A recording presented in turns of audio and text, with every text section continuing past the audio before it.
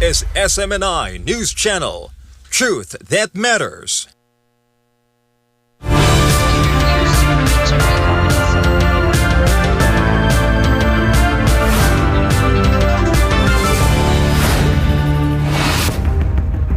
In the headlines, Greenland under pressure. President Donald Trump threatens Greenland's prime minister over the territory's decision to remain with Denmark, fueling fresh tensions between Washington and Copenhagen. Death penalty for Yoon Suk Yeol. South Korean prosecutors seek capital punishment for its former president, accusing him of leading an insurrection during his brief imposition of martial law in December 2024. Farmers take to the streets. French farmers escalate protests in Paris, driving tractors into the capital and dumping potatoes outside the National Assembly as they rally against the Mercosur trade deal. Deadly floods in Indonesia. Flash flooding kills 3 and displaces thousands in central Java as relentless rain pounds the Kudus Pati area. In the Philippines, Congressman Leandro Leviste claims social media influencers are being funded to defend the House of Representatives, raising questions over the use of public funds. Questions surface over ICC's warrant. The lawyer of Senator Dela Rosa says the Philippine Justice Department's refusal to confirm an ICC warrant may be a strategy, potentially aimed at locating and arresting his client. And a major K-pop comeback. Global supergroup BTS announces a new world tour with the Philippines confirmed as one of its stops, marking the group's long-awaited return to the stage. I'm Franco Baranda. Newsline World starts now.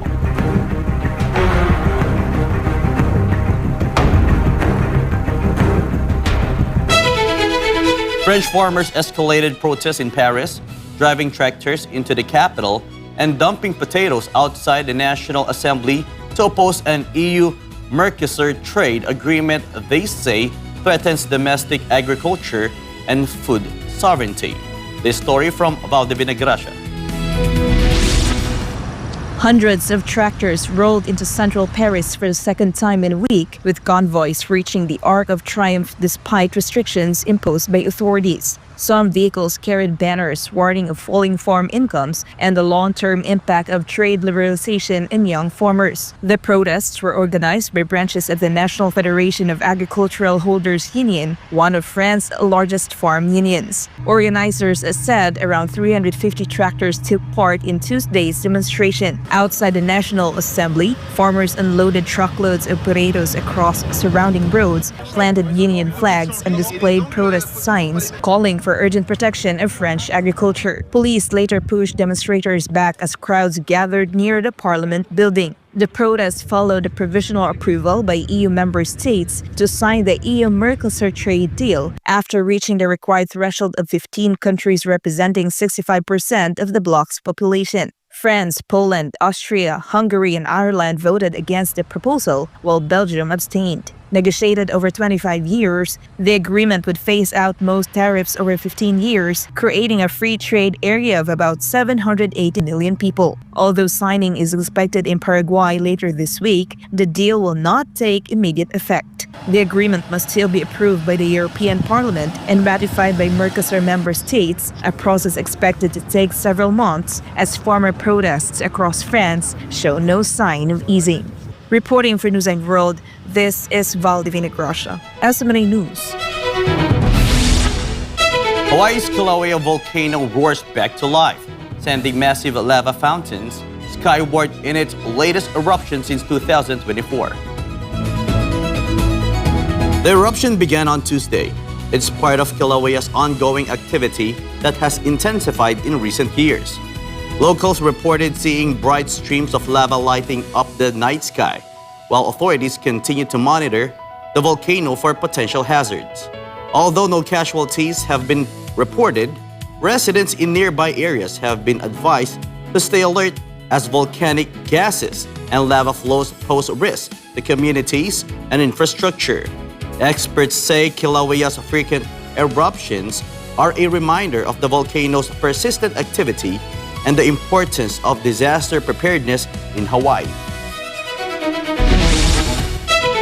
The United States has imposed new tariffs in Iran amid the massive unrest happening in the country.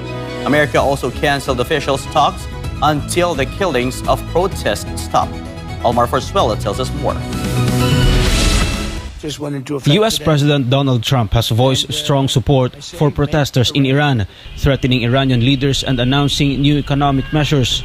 Trump urged what he called Iranian patriots to continue protesting and to hold officials accountable for alleged abuses. He condemned the reported killing of demonstrators, saying even one death was too many, while acknowledging conflicting reports and casualty figures. And by the way, to all Iranian patriots, keep protesting, take over your institutions if possible, and save the name of the killers and the abusers that are abusing you. You're being very badly abused. If the numbers are right now, I hear 5 different sets of numbers. Look, 1 death is too much, but I hear much lower numbers and then I hear much higher numbers. But I say save their names because they'll pay a very big price. Trump also said he had canceled all meetings with Iranian officials and imposed a staggering amount of tariffs targeting those doing business with Iran have taken effect, framing the move as pressure on Tehran's leadership. And I've canceled all meetings with the Iranian officials until the senseless killing of protesters stops. And all I say to them is help is on its way. You saw that I put tariffs on anybody doing business with Iran. And I say, make Iran great again. You know, it was a great country until these monsters came in and took it over. And it's all very fragile. What would have happened to us? I'm telling you. The comments come as protests continue across Iran, drawing international attention and increasing tensions between Washington and Tehran. Reporting for Newsline World, Almar Forzuelo, SMNI News. Up next, flash flooding kills 3 and displaces thousands in central Java as relentless rain pounds the Kudus Pati area. And in the Philippines, Congressman Leandro Leviste claims social media influencers are being funded to defend the House of Representatives, raising questions over the use of public funds. More news when Newsline World returns.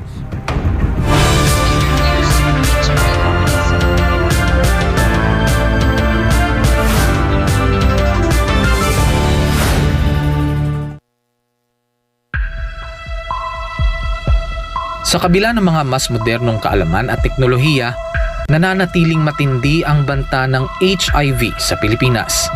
Pero gaano nga ba kalala ang sitwasyon? Ang HIV o Human Immunodeficiency Virus ay isang sakit na sumisira sa immune system ng katawan. Ngunit tandaan, hindi ito nakukuha sa simpleng pakikisalamuha.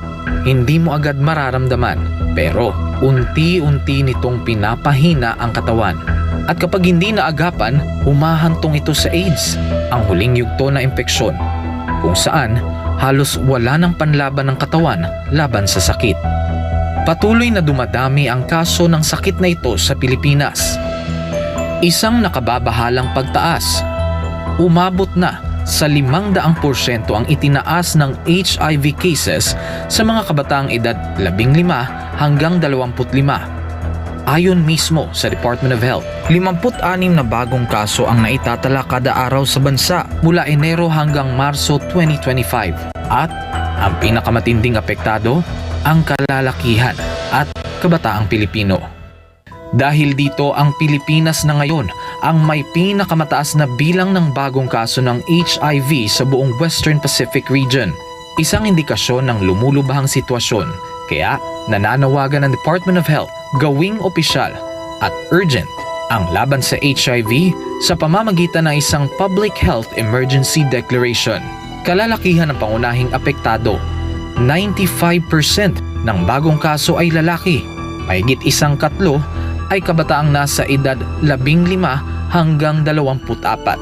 Habang wala pang deklarasyon, patuloy ang DOH sa mga sumusunod na hakbang: HIV testing, libreng gamot, self-test kits, at pakikipagtulungan sa DepEd para sa edukasyon sa mga paaralan. Isinulong rin ng DOH ang online patient appointment system para sa HIV patients.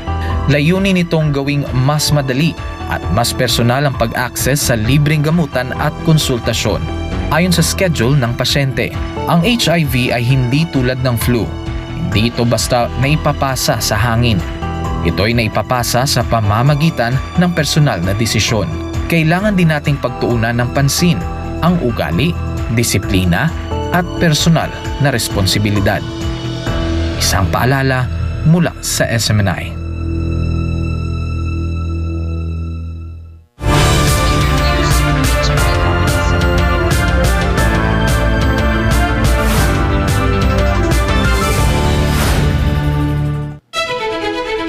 Deadly flooding has swept through the Kudus Pati area in Indonesia, leaving 3 people dead and forcing thousands from their homes as persistent rain continues to batter the Central Java. Rising floodwaters have submerged streets and residential areas, leaving neighborhoods inaccessible and residents struggling to move through chest-deep water. In some areas, ropes were tied across flooded streets to help people cross safely. Displaced families have taken shelter in mosques, schools, village halls, and nearby homes as waters repeatedly recede and surge back. Volunteers say flood level remains dangerously high, especially in low-lying communities connected by overflowing waterways. Authorities confirmed deaths linked to the flooding, including a young child. Ada 31 desa, 7 kecamatan, termasuk yang terparah itu di Ngembalrejo. Untuk korban jiwa ada 2 orang korban jiwa. Gimana itu kebetulan masih masuk di wilayah kecamatan Bae itu satu orang di desa Karangbener, terus 1 orang lagi di desa Bacin.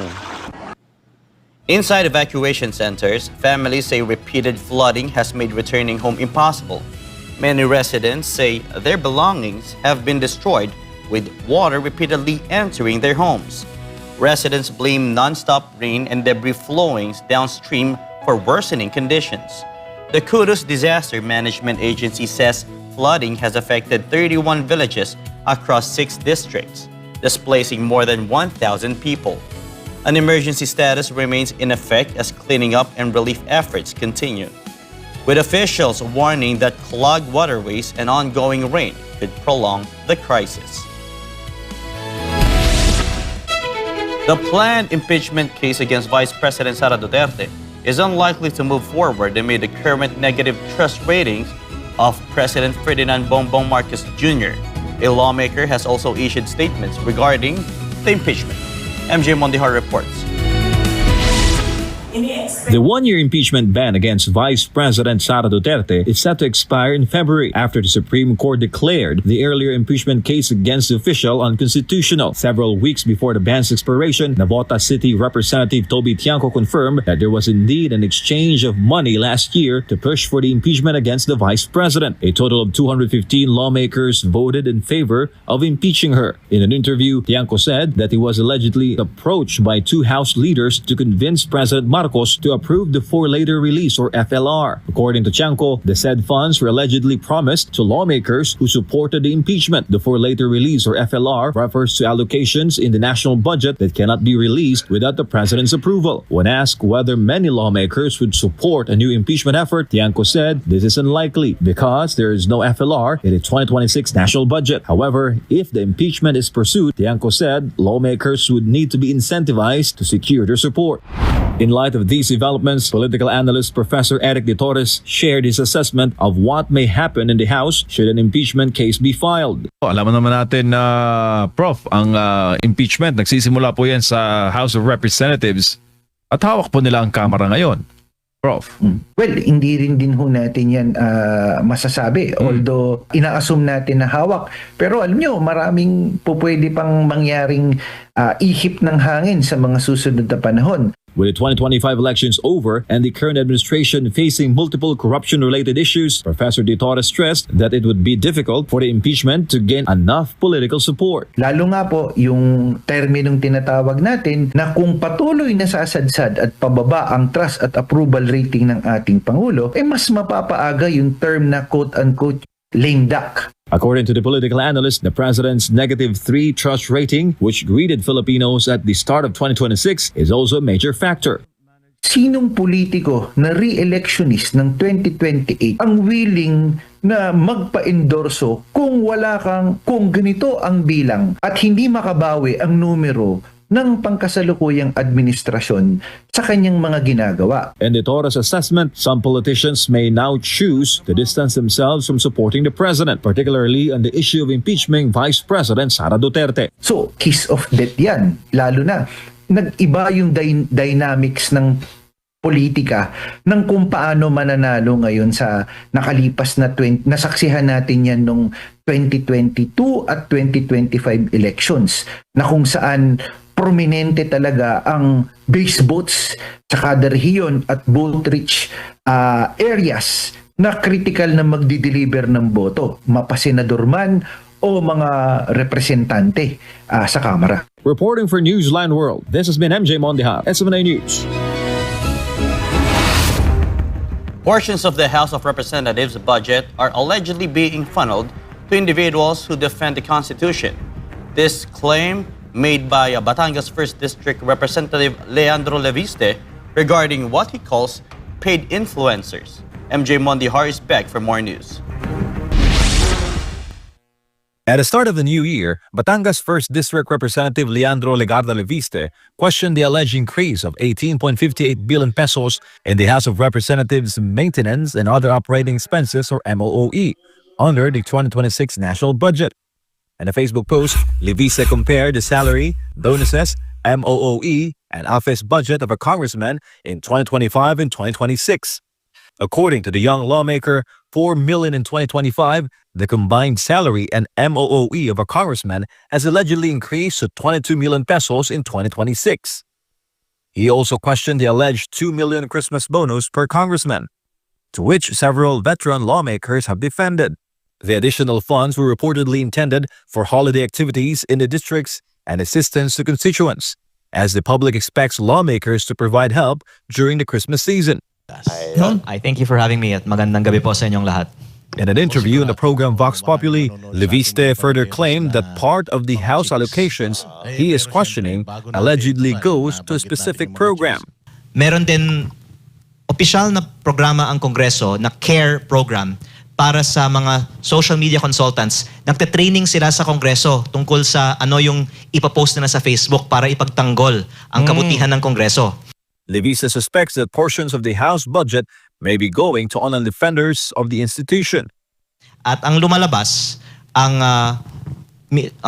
kalahati ng mysterious MOOE fund na ito ay maaaring napupunta sa social media activities at baka yung mga paboritong mga influencers natin sa Facebook na nagtatanggol para sa Kongreso at sa budget ng Kongreso ay pinapondohan pala ng budget ng Kongreso.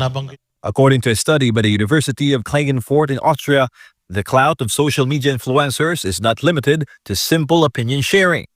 The study states that social media influencers are capable of amplifying existing opinions or shaping new perspectives, particularly in elections and politics. As of this time, the House of Representatives has not issued a response to Congressman Leviste's statements. Banggit niyan ba yung nakabayong yung binibigay sa kanila or naka-paper bag? Opo, yung iba.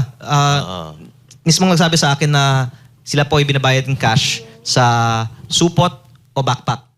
Reporting for Newsline World, this has been MJ Mondeja, SMNA News.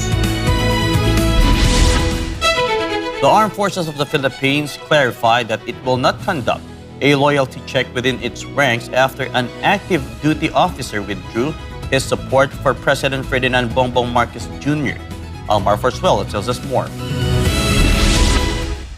Una po sa lahat, patuloy po namin na ina-assure ang public that there is no division within the Armed Forces of the Philippines. Our troops all of the armed forces of the Philippines is intact. We remain professional and we remain united. This was the response of the armed forces of the Philippines to the issue confronting the institution after a Philippine Army officer publicly announced that he was withdrawing his support for his Commander-in-Chief, President Ferdinand Bongbong Marcos Jr.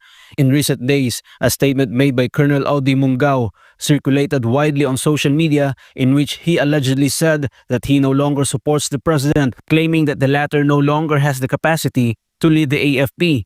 Colonel Mungao is the commander of the Training Support Group and the Training Development Center of the Philippine Army Infantry. In connection with this, during a press briefing at Camp Aguinaldo on Tuesday, AFP spokesperson Colonel Francel Margaret Padilla said there is no need to conduct a loyalty check within the ranks of the armed forces. There is no loyalty checks to be conducted. Kilala po namin ang aming mga leaders.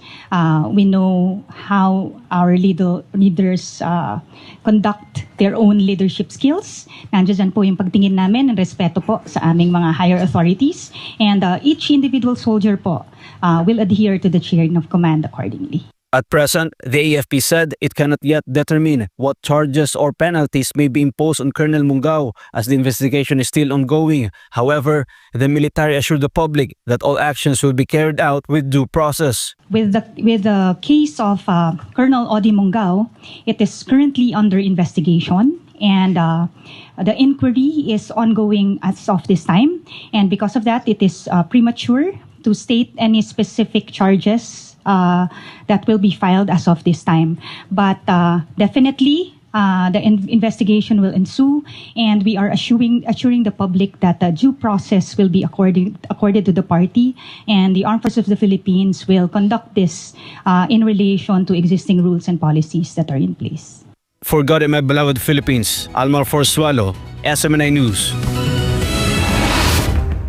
When we return, President Donald Trump threatens Greenland's prime minister over the territory's decision to remain with Denmark, fueling fresh tensions between Washington and Copenhagen. And South Korean prosecutors seek capital punishment for its former president, accusing him of leading an insurrection during his brief imposition of martial law in December 2024. More news after the break.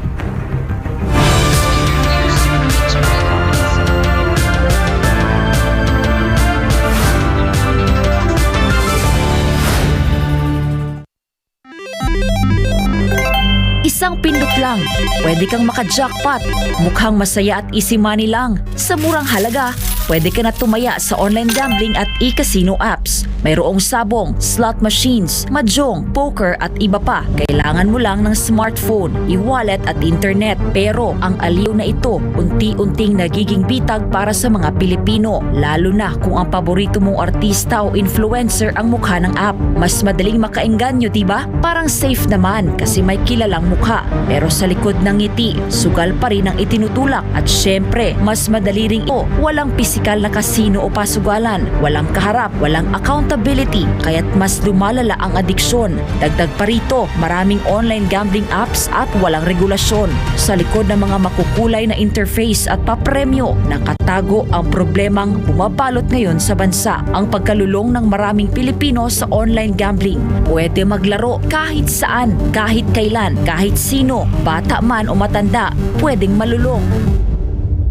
Ayon sa mga eksperto, ang pagkakalulong sa online gambling ay nagdudulot ng matinding stress at anxiety, pagkakabaon sa utang, pagkawasak ng pamilya, pagkawala ng tiwala sa sarili. At tulad ng ibang bisyo, may mga senyales ito tulad ng hindi makapagpigil kahit walang pera, palihim na tumataya, pagpapabaya sa trabaho, pamilya o sarili. Sa bawat taya, may mga taong tunay na kumikita, mga malalaking negosyante at investors na negosyo ang bisyo ng masa. Para sa kanila, perang pumapasok lang ito. Pero para sa ordinaryong Pilipino, kabuhayan at relasyon ang nauubos. At ang masakit, tila matagal itong nahayaan. Hindi ito naging prioridad ng mga nakaupo sa taas hanggang sa sobrang lumala at halos naapektuhan na ang buong komunidad. Ngayon, sa dami ng nalulong at sa laki ng pinsalang naidulot, sa kapalalong umugong ang mga panukalang batas para higpitan ng online gambling, gaya ng pagbabawal sa paggamit ng e-wallets para tumaya tumaya, pagtaas ng minimum bet, mas mahigpit na identity verification, pag-block ng mga illegal na gambling sites, at bawasan o ipagbawal ang mga ads na target ang kabataan.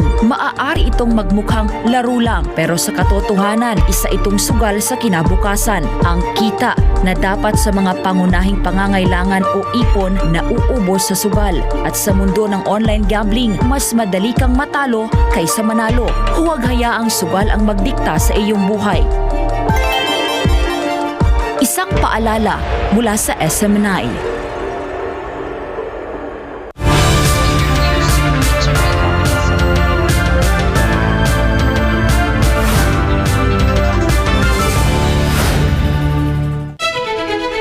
South Korea faces a historic and controversial moment as special prosecutors request the death penalty for former President Yoon Suk Yeol, accusing him of leading an insurrection during his brief imposition of martial law in December 2024. This report from Paul Montibon. Prosecutors in South Korea have asked for the death penalty for ex-president Yoon Suk Yeol. He is accused of acting as the ringleader of an insurrection tied to his short-lived martial law in December 2024. Prosecutors argue Yoon was driven by what they describe as a lust of power aimed at establishing dictatorship and long-term rule. Legal experts say the case could set a major precedent, depending on how the courts rule on Yoon's alleged role in December 2024 events. The last time South Korea issued a death sentence was in 1996, when former military ruler Chun Do-hwan was condemned for seizing power in a 1979 coup. His sentence was later commuted to life imprisonment. The prosecution's request marks a dramatic moment in South Korea's political and legal history and drawing intense domestic and international attention. The verdict of Yoon's case is expected to be delivered in February. Sentences sought by prosecutors are not always upheld in courts in South Korea. For God and my beloved country, the Philippines, reporting for Newsline World, this has been Paul Montibon, SMNA News. Tensions are soaring between the United States and Greenland after President Donald Trump openly pushed back against the territory's decision to remain part of Denmark. Paul Montibon has the news. Greenland's Prime Minister Jens Frederik Nielsen delivered a strong remark to the United States amid repeated remarks by President Trump about taking control of the Arctic territory. Nielsen stressed that Greenland would not be owned by or become part of the United States, saying the territory would stand with Denmark, NATO, and the European Union. Grønland vil ikke ejes af USA. Grønland vil ikke styres af USA. Grønland vil ikke være en del af USA. Vi vælger det Grønland, vi kender i dag, og som er en del af kongeriget Danmark. Nu står vi med en geopolitisk krise, og hvis vi skal vælge mellem USA og Danmark her og nu, så vælger vi Danmark. Vi vælger NATO, vi vælger kongeriget Danmark, vi vælger EU. Danish Prime Minister Mette Frederiksen backed Greenland's position, saying the island is not for sale. At man ikke kan købe et andet folk. Og det handler om, at små lande ikke skal frygte store lande. Det er derfor, vi klart siger fra.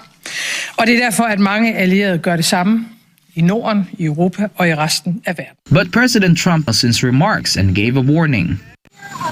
Greenland said today, we prefer to stay with Denmark. Do you see that as the Who said that? The premier of Greenland. Well, that's their problem. That's their problem. I disagree with him. I don't know who he is. Don't know anything about him. But that's going to be a big problem for him. The dispute comes after weeks of increasingly blunt rhetoric from Trump, who has vowed to take control of Greenland one way or another, citing U.S. national security concerns. The growing row has sparked concern across Europe, with reports suggesting discussions within NATO on increasing its presence in the Arctic. Trump earlier said the United States need to take ownership of Greenland or else Russia or China will, arguing that only ownership, not military leases or basing agreements, could guarantee security. The U.S. president has repeatedly raised the issue since his re-election in 2024, reopening long-standing debates over Greenland's autonomy and its complex historical relationship with Denmark. Reporting for Newsline World, this has been Carlo de la Peña, SMNI News. Serbia is grappling with a prolonged wave of heavy snowfall, with some areas recording more than 40 centimeters of snow, disrupting transportation, power supply, and daily life. Joy Tabanao reports. Unusually heavy snowfall and freezing temperatures have hit Serbia, causing major disruptions to transportation and power supply across several regions. In Belgrade, snow and ice have been cleared from main roads, but many side streets, auxiliary roads, and sidewalks remain covered, creating hazardous conditions for drivers and pedestrians. Meteorologists say the current cold snap is among the harshest in recent years. Serbia's Hydrometeorological Service says weather conditions are expected to gradually improve this week, although some regions may still experience rain, snow, and frost. According to the Republic Hydrometeorological Service of Serbia, the latest round of rain and snow has been unusually prolonged, accompanied by a sharp drop in temperatures. Officials say snowfall levels are significantly higher than during the same period last year. Western and northern Serbia were among the worst affected areas, with snow accumulation exceeding 40 centimeters in parts of Vojvodina, the country's northern province. Authorities say all available machinery has been deployed, operating around the clock to keep major rounds possible. Joy Tabanao, your citizen correspondent, reporting for Newsline World. President Ferdinand Marcos Jr. on Tuesday met with senior executives of Damac Digital to discuss the company's planned investments in the Philippines, including the proposed establishment of a large-scale data center in the province of Laguna. Creseline Catarong reports.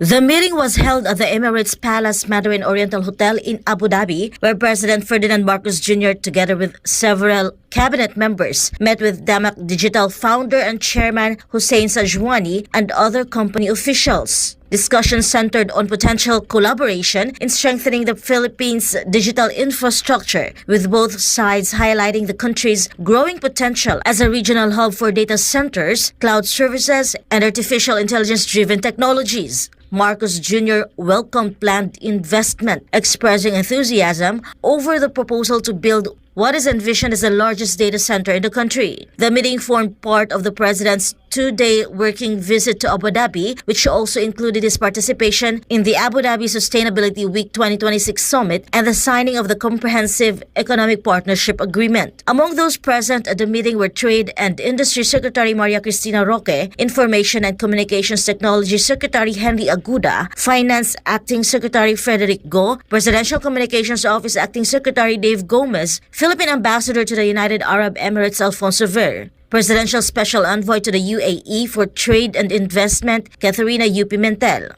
Damac Digital is the digital infrastructure and data center arm of the Dubai-based Damac Group. The company designs, builds, and operates data centers that support hyperscale wholesale operations, retail colocation, cloud services, and AI-intensive workloads with a strong focus on innovation, sustainability, and global connectivity. Damac Digital currently operates in 11 countries, including the UAE, the United States, Saudi Arabia, Turkey, Southeast Asia, and Europe. Reporting for Newsline World, this has been Creseline Catarong, SMNI News.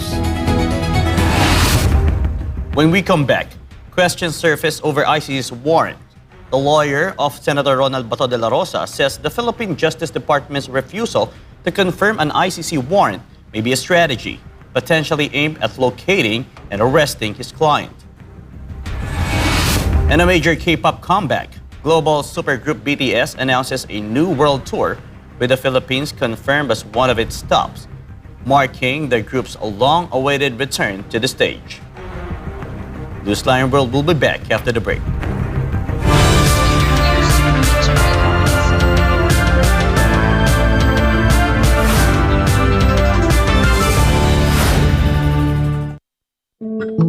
Madalas ka bang napapasobra sa pag-scroll sa phone mo kahit puro masasamang balita ang nakikita mo? Isipin mo ito. Nakahiga ka na sa kama. Nagche-check lang ng phone bago matulog. Tapos, hindi mo na malayan, ilang oras ka na palang nagbabasa at nanonood ng mga balita tungkol sa digmaan, sakuna, politika, at lahat ng masasamang nangyayari sa mundo. Nakakaramdam ka na ng kaba at pagod, pero tuloy mo pa rin ang scroll mo. Ang tawag dyan ay doom scrolling. Ito ang habit ng paulit-ulit na pagtingin sa mga negatibo o nakaka-depress na content tulad ng digmaan, krimen o problema sa mundo. Nakaka-stress pero hindi mo pa rin mapigilan. Ayon sa isang pag-aaral ng Texas Tech University, ang sobrang konsumo ng masasamang balita ay nauugnay sa pagtaas ng stress, anxiety at pisikal na sintomas gaya ng pagkapagod at sakit ng ulo. Ayon naman sa Harvard Health, ang doom scrolling ay nagpapataas ng fight or flight hormones tulad ng cortisol at adrenaline na nakakapagpabigat ng isip at katawan.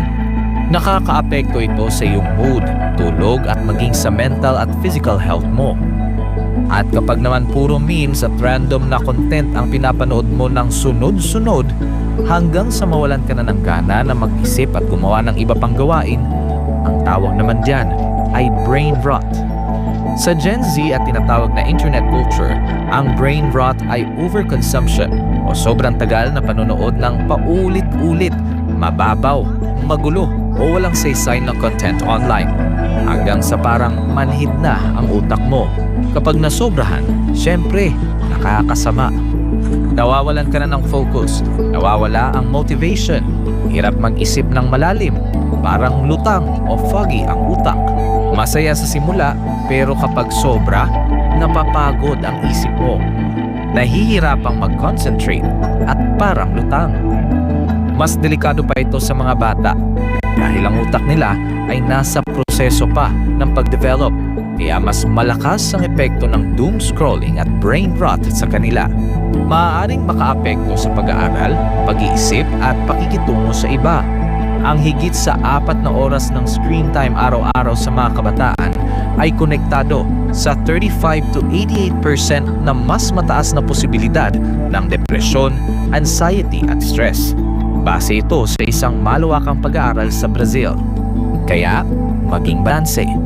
Magpahinga sa screen, magbasa, makipagkwentuhan, magdasal, maging present lagi. Alagaan ang iyong isipan. Kung anong itinatanim sa isipan mo, yun ang lalago.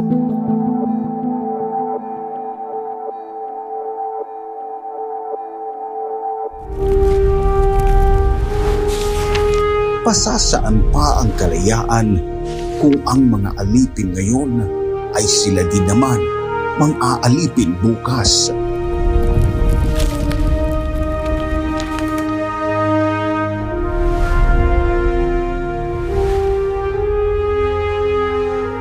Ibigin mo ang iyong bayan ng sunod kay Bathala, sa iyong kapurihan at higit sa lahat sa iyong sarili.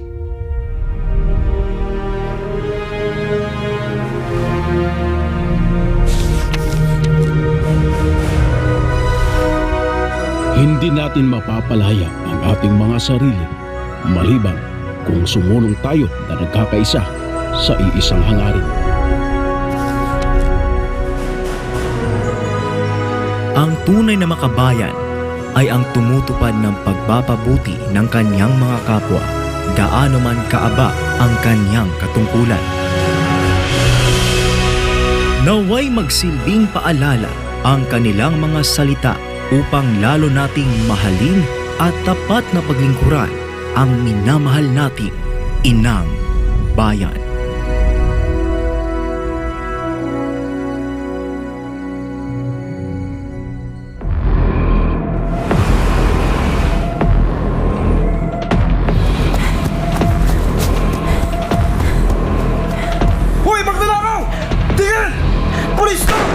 Hala, magnanakaw! Magnanakaw! Magnanakaw! Uy, magnanakaw!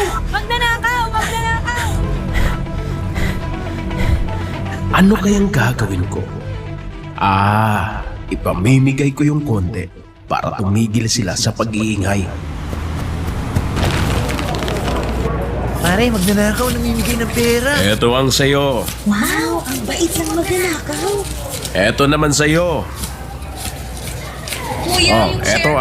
Sana Huwag ka nang maingay. Eto pa. Tama na yan. Nakikipalato lang kayo eh. Huwag nang maingay.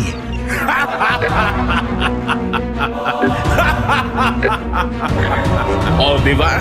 Konti lang pinamigay ko, mabait na ako. Tahimik na sila. Easy. Ngayon, pwede ko na tong suluhin. Masaya ang mga tao, pero tama po ba ito? Di po ba ang nakikinabang sa magnanakaw ay kasabwat ng magnanakaw?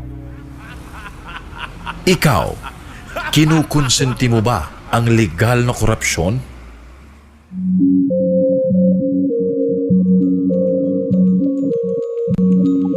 Sa panahon ng tag-ulan, hindi lang baha at ulan ang dapat bantayan, kundi pati na rin mga sakit na pwedeng makahawa.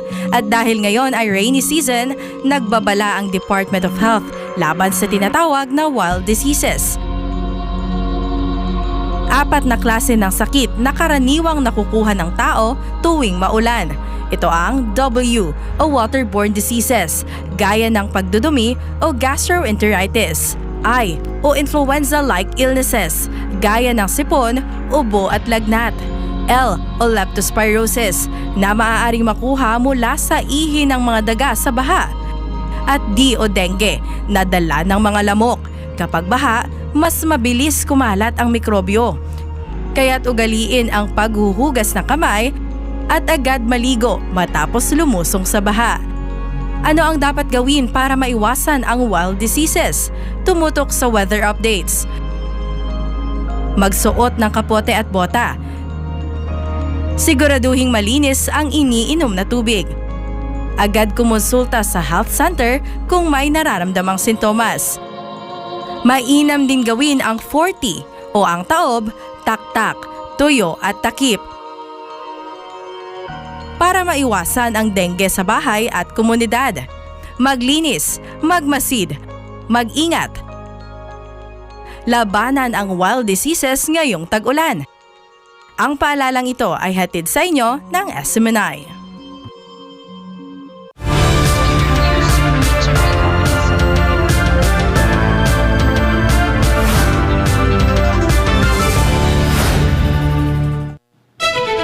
A group of Filipino-Chinese business chambers is urging the government to implement swift tourism and economic reforms to restore the Philippines as a leading destination in Asia. This report by Angel Pastor. The Federation of Filipino-Chinese Chambers of Commerce and Industry, or FCCCII, emphasized the need for reforms that would strengthen investor confidence, improve transparency, and ensure sound policy implementation, especially as the country prepares to host the ASEAN Summit this year. At the same time, the group called for immediate tourism reforms to revive the industry and support overall economic growth. According to FFCCCII President Victor Lim, international arrivals to the Philippines dropped to 5.24 million from January to November 2025, 37% lower than pre-pandemic levels in 2019. Lim said the decline has a direct impact on the national economy, as tourism is a major source of jobs and a key supporter of micro, small, and medium enterprises, or MSMEs. The FFCCCII identified 3 major challenges facing the tourism sector: difficulties in inter-island travel, slow and complicated visa processes, and the lack of clear promotion of the country's culture, history, and local cuisine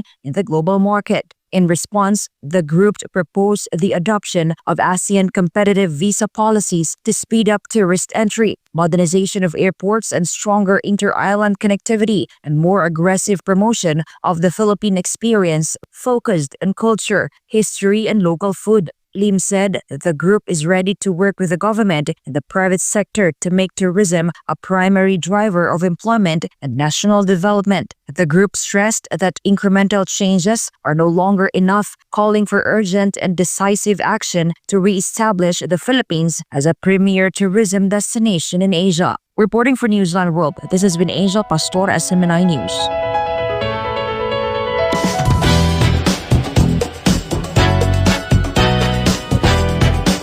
After a decade-long wait, global K-pop supergroup BTS will tour the world again, with Philippines included in their stop.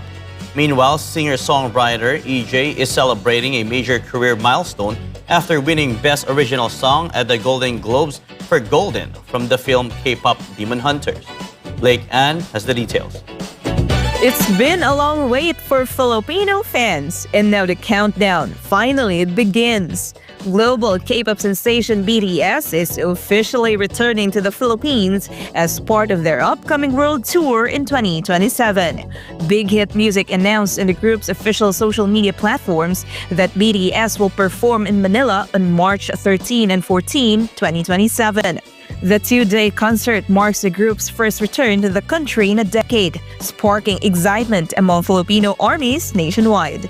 The Manila stop is part of BTS' highly anticipated world tour following years of individual projects and military service commitments. Fans have flooded social media with celebratory posts, calling the announcement a long overdue homecoming for the K-pop powerhouse. While venue details and ticket sale information have yet to be released, expectations are already high, with industry watchers predicting sold-out shows and massive fan turnout. More details on ticketing, venues, and additional tour dates are expected to be announced in the coming months. Singer-songwriter EJ is still riding high after winning Best Original Song at the Golden Globes for Golden, featured in the film K-pop Demon Hunters. The artist shared behind-the-scenes moments from the awards night on Instagram, reflecting on the long and challenging journey that led to her prestigious win. In her caption, EJ described the moment as the culmination of years of perseverance, saying that after 23 years of ups and downs, every heartbreak and struggle eventually led to this milestone achievement. During her acceptance speech, EJ became emotional as she opened up about the early struggles in her career, revealing that she once faced rejection and doubts about her voice, turning to songwriting and music as a source of strength during difficult times. Holding back tears, EJ shared that it was a dream come true to be part of a song that helps people of all ages overcome hardship, expressing hope that her music continues to inspire girls, boys, and listeners everywhere. The Golden Globes victory marks a major milestone in EJ's career, earning praise from fans and fellow artists online and highlighting the growing global recognition of music tied to K-pop-inspired films and storytelling. And that's all for now. I'm Blake Ann, bringing you the latest showbiz.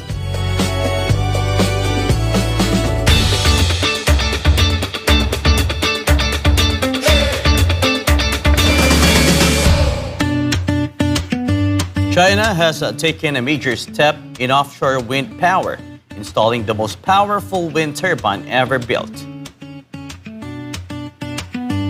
The massive 20-megawatt turbine was installed off the coast of Fujian province, becoming the first of its kind anywhere in the world to be deployed offshore. Developers say the turbine will generate enough electricity each year to power tens of thousands of homes while sharply reducing coal use and carbon emissions. The installation took place more than 30 kilometers out at sea, in deep waters, and under difficult weather conditions during the monsoon season. A specialized heavy lift vessel was used to raise the turbine's massive blades to nearly 174 meters above sea level, relying on precision positioning and automated control systems. When fully assembled, the turbine's sweeping blade spans 300 meters, making it one of the largest rotating structures ever installed at sea.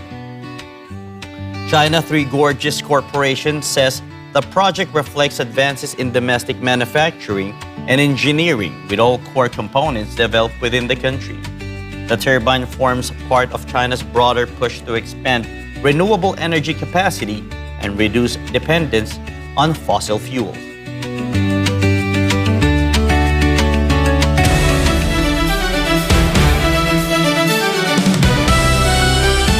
UK Athletics has condemned sprinter Reece Prescott's decisions to join the enhanced games, calling the event illegitimate and raising serious concerns about the athlete's health and the integrity of sports. Meanwhile, top golfer John Ram, Bryson and DeChambeau and Cam Smith have confirmed they will remain with Live Golf. Carlo De La Peña has the latest updates.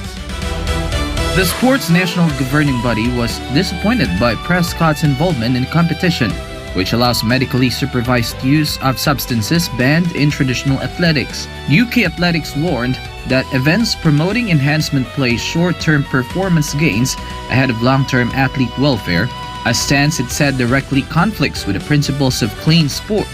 The organization cited the lasting damage caused by doping in athletics, noting that British athletes have previously lost medals, titles, and career opportunities due to violations of anti-doping rules. While Prescott is no longer part of the UK athletics performance system, the body reaffirmed its zero-tolerance policy on doping and its commitment to preserving fairness and credibility in the sport. Prescott defended his decision, saying the enhanced games has provided high-level medical oversight, training support, and financial backing while prioritizing athlete safety. Officials from the enhanced games said the event aims to promote transparency around performance enhancement and operates under a regulated medical framework using substances approved in the United States. The enhanced games is scheduled to take place in May in Las Vegas as debate intensifies over health risks, fair competition, and the future direction of elite sport. Top golfers John Ram, Bryson DeChambeau, and Cam Smith have confirmed they will remain with Live Golf. The trio were eligible to return under the newly introduced PGA Tour reinstatement program following the recent comeback of five-time major winner Brooks Koepka. Koepka was cleared to rejoin the American circuit after leaving Live Golf, with the PGA opening a limited window for other major champions to follow. However, speaking at the Live Golf captain's press conference, Ram said he has no plans to leave the breakaway league, adding that his focus remains on the upcoming season and defending his team's title. DeChambeau confirmed he is contracted with Live Golf through 2026 and said he is fully committed to the year ahead, while Smith stated he has made his decision and expects to stay with Live for the long term. Only players absent from the PGA Tour for at least 2 years and who won a major or the Players' Championship between 2022 and 2025 were eligible for the program. PGA Tour Chief Executive Brian Rolapp said the reinstatement option is a one-time measure for the 2026 season, stressing it does not set a precedent and may not be offered again. Reporting for Newsline World, this has been Carlo De La Peña bringing you the latest sports news. And before we end, may be inspired with the words of the sun.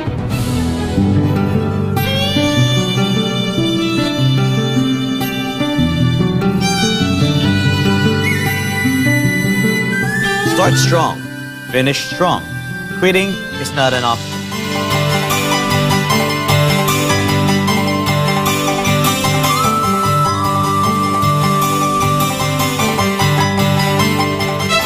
And that's all for this edition of Newsline World. For God and my beloved country, the Philippines, I am Franco Baranda. Thank you for watching. Goodbye.